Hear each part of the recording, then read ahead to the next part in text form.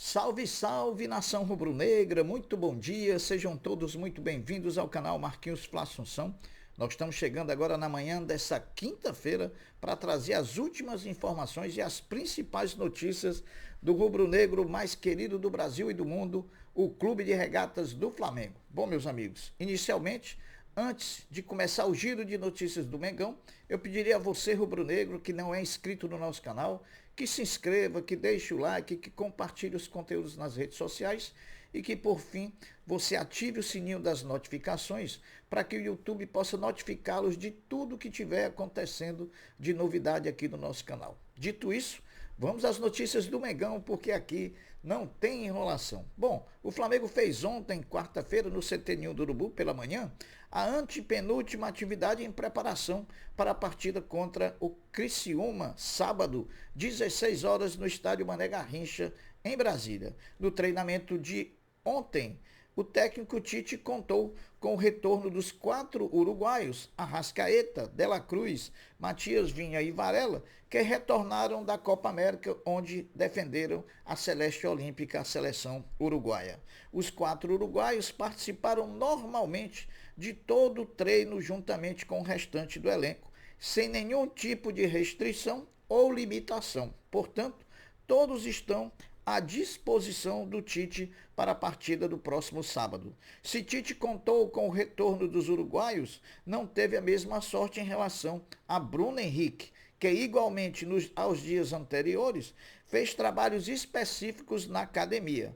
A última possibilidade de presença de Bruno Henrique no jogo de sábado contra o Criciúma é a presença dele no treinamento de hoje pela manhã. Caso não ocorra, ele estará totalmente fora da partida de sábado contra o Criciúma. Quanto a Gabigol, o atleta agiu normalmente ontem, foi um dos primeiros a chegar no treinamento antes da hora marcada, realizando normalmente toda a atividade junto com o restante do Flamengo, do elenco. O Flamengo e Gabigol aguardam a notificação da decisão da anulação do efeito suspensivo para que possam tomar as decisões que precisam ser tomadas. O Flamengo até a hora do embarque, se o Flamengo não receber nenhuma notificação, Gabigol vai para Brasília para o jogo diante do Criciúma. O Flamengo volta a treinar hoje de manhã, quinta-feira, pela manhã, a partir das 9 horas, onde Tite começará a definir não só a equipe, como também a melhor forma de jogar e de enfrentar o Criciúma. A CBF ainda não definiu a equipe de arbitragem que vai comandar a partida. Nós devemos saber durante todo o dia de hoje qual equipe de arbitragem vai trabalhar em Flamengo e Criciúma, sábado, lá em Brasília. Bom, depois de uma incerteza grande em relação ao desfecho do assunto, o Flamengo entrou em acordo para comprar os 70% dos direitos econômicos do nigeriano Schola, que está no clube por empréstimo desde abril de 2023. A transação custará aos cofres rubro-negros cerca de 450 mil dólares, aproximadamente 2,4 milhões de reais. Bom, meus amigos, vou trazer uma informação aqui que foi passada pelo youtuber Deco SN, lá, o meu amigo e irmão Deco SN, lá do canal Deco SN, que tem um contato com o empresário do atleta, que desmentiu que em nenhum momento o Flamengo disse para os empresários do Schola que não iriam contratá-lo. E que também não procede que só aconteceu o Flamengo exercer a opção de compra porque o Felipe Luiz pediu. Então não procede essa informação trazida pelo Deco SRN. A gente está dando aqui os créditos ao nosso amigo e irmão Deco SRN. Por falar em Felipe Luiz e Schola, o sub-20 do Flamengo venceu ontem à tarde em São Paulo o Corinthians por 2-1 pela 14ª rodada do Campeonato Brasileiro da categoria. Guilherme e o próprio Schola marcaram os gols do Flamengo. A vitória colocou o Flamengo na 7ª colocação dentro do G8 e do grupo de classificados para a próxima fase, com uma partida a menos que os demais times da tabela.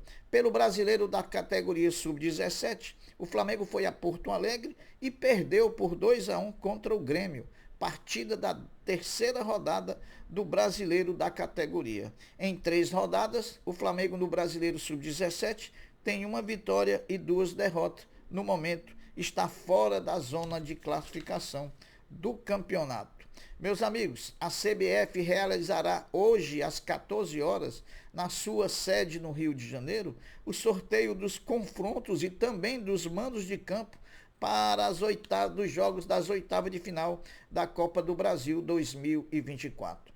Para a definição dos 8 confrontos, não haverá separação de potes. Dessa forma, não haverá também restrição de duelos entre os 16 times classificados, ou seja, qualquer um pode pegar qualquer um. É um pote só, vai tirando um para ser adversário do outro, vai tirando o outro para ser adversário do um e assim vice-versa. O sorteio dos mandos de campo também será feito dessa forma. Bom, meus amigos, 4 partidas completaram a 17ª rodada do Campeonato Brasileiro. Ontem, quarta-feira, né? Vejam os jogos e os resultados. Atlético Goianiense 0, Vasco 1, São Paulo 1, Grêmio 0, Botafogo 1, Palmeiras 0, Botafogo líder isolado do campeonato, Fortaleza 3, Vitória da Bahia 1.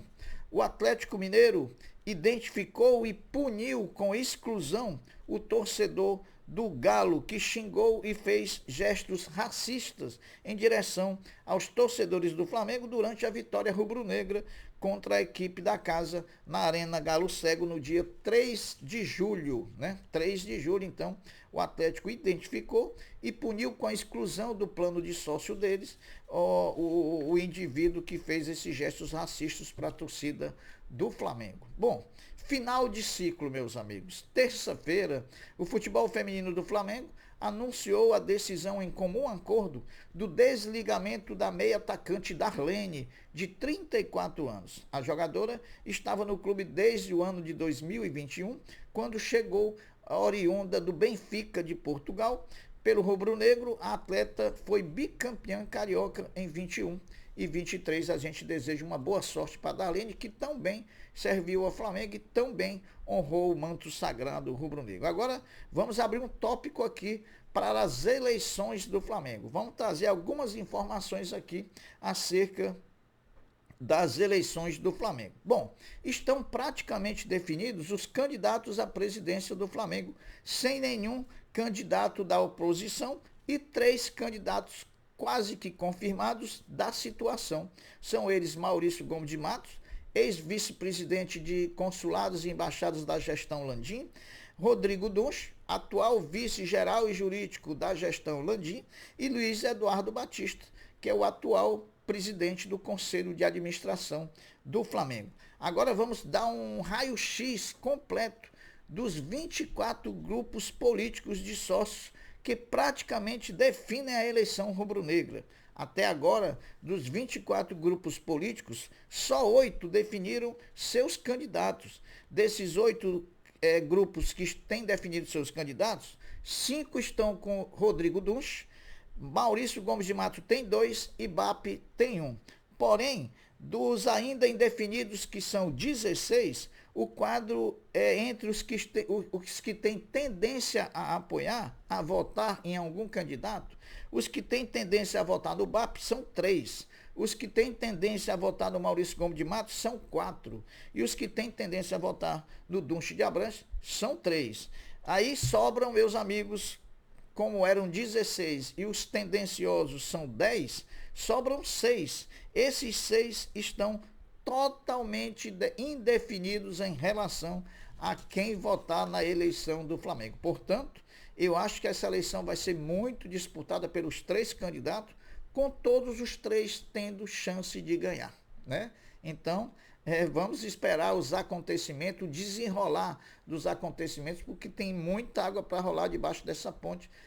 Inclusive, as chapas podem ser escritas até o dia 30 de setembro, né? Se a gente for ver, tem muito tempo, tem muita coisa para acontecer, só nos resta aguardar e que vença o que for melhor para o Flamengo, né? Apesar dos 3 nomes serem bons nomes.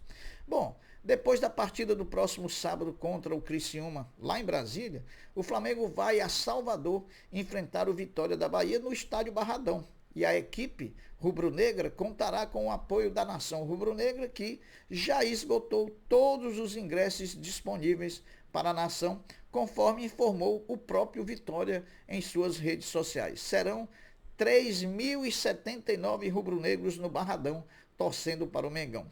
10% da capacidade total do estádio.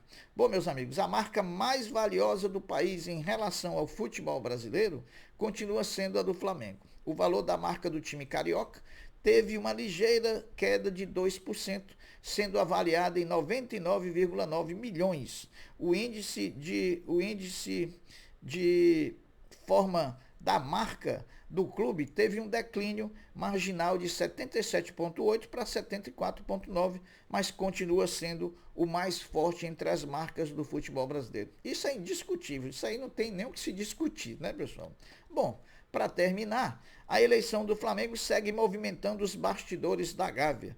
Em meio às saídas de vice-presidente da gestão Landim para apoiar outros candidatos, o presidente Landim nomeou hoje o senhor Goni Arruda para o cargo de vice-presidente das Relações Externas, deixado por Adalberto Ribeiro no início do mês, para que fosse apoiar o Maurício Gomes de Mato, né? Então, tá aí, ontem já tinha sido indicado o vice-presidente de Finanças e hoje o Landim indicou o vice-presidente de Relações Externas, o Goni Arruda, que é um dos integrantes daqueles grandes rubro-negros que em 2012 se juntaram para salvar o Flamengo, junto com o Landim, junto com o Valim, junto com o Godinho, junto com o Langoni e os demais aí, com o BAP, né? Com os demais se reuniram para salvar o Flamengo e salvaram. O Goni é um deles, né? E está de volta ao Flamengo agora, indicado a vice-presidente pelo presidente Rodolfo Landim. Meus amigos, as notícias são essas, eu vou ficando por aqui, deixando um até breve, um até logo, dizendo fiquem todos com Deus, porque eu sempre estou com ele. Saudações rubro-negros. Fui.